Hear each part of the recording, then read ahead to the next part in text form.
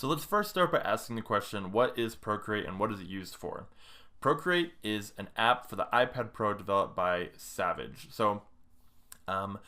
It's designed for digital painting specifically for the iPad Pro and for use with the Apple Pencil.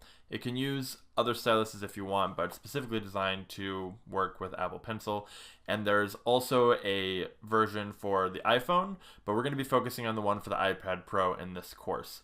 If you're using Android and something else, unfortunately Procreate is not available for that, but if you want to learn Procreate and you're here with us for that, awesome. Can't wait to jump in. So it's specifically designed, like I mentioned, for digital painting. As far as photo manipulation goes, it's not really going to be your best bet. You'd be best using a different program or app, something like Photoshop. This is really going to focus on painting and drawing using your stylus.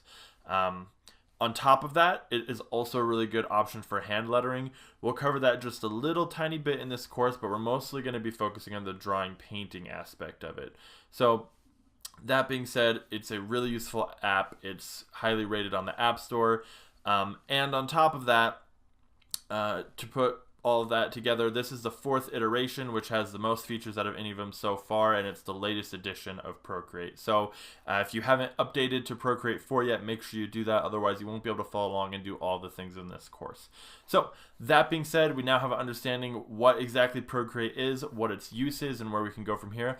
Let's jump in the next lecture and go over the user interface.